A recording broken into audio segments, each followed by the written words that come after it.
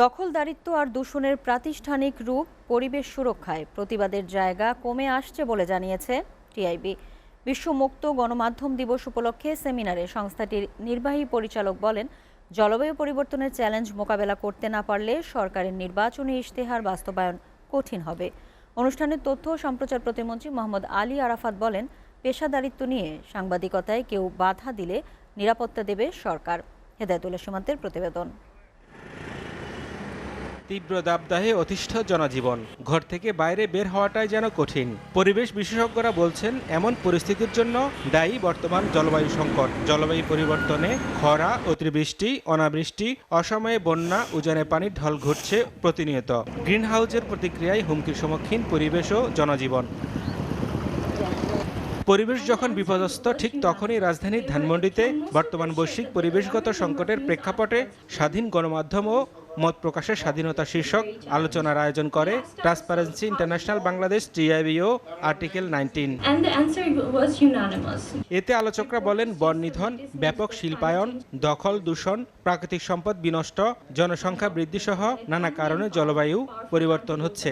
পরিবেশ বিপর্যয়ের জন্য, পরিবেশের ক্ষতির জন্য যারা রেসপন্সিবল, যারা এই কাজগুলি করেন, তারা ক্ষমতাশীল। টিআইবি নির্বাহী পরিচালক বলেন, দখলদারিত্ব আর দূষণ প্রাতিষ্ঠানিক রূপ পাওয়ায় পরিবেশ সুরক্ষার জন্য প্রতিবাদের জায়গা কমে আসছে। চ্যালেঞ্জগুলো মোকাবিলা করতে না পারলে সরকারের নির্বাচনী ইশতেহার বাস্তবায়ন কঠিন হবে।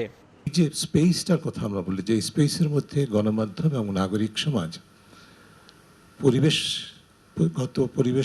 দূষণ বা পরিবেশের প্রতি আগ্রাসনের সংক্রান্ত বিষয়ে প্রতিবাদ করবে এবং সুরক্ষার জন্য আন্দোলন করবে, সেই যে পরিবেশটা দরকার সেটা কিন্তু ক্রমাগত সংকুচিত হচ্ছে। ওয়ালটন ফ্রিজ কিনে অনেকের মতো আপনিও হয়ে যেতে পারেন মিলেনিয়াল। সেরা পণ্যের সেরা offer.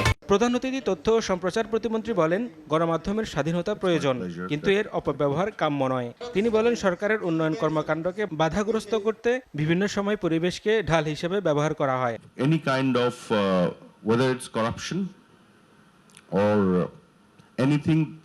anything that goes against the protection of the environment, report freely. I'll be there to give you whatever the protection needed, so that can look after the welfare of the journalists who are actually honestly with commitment doing their job professionally, and in that process helping the country and the government. ভুল, অর্ধসত্য ও অপর্যাপ্ত তথ্যের উপর ভিত্তি করে বিশ্বমুক্ত গণমাধ্যম সূচকে বিশ্বের 180টি দেশের মধ্যে বাংলাদেশকে 163তম দেখিয়েছে রিপোর্টার্স উইদাউট বর্ডার্স। এমন প্রশ্নের জবাবে মোহাম্মদ আলী আরাফাত বলেন, প্রতিবাদ জানিয়ে চিঠি দিয়েছে সরকার। How can Bangladesh be worse than Afghanistan? এটা কি পসিবল? কমন সেন্সে তো বলে না। হেদায়েতুল্লাহ সীমান্ত, এসিটিভি, ঢাকা।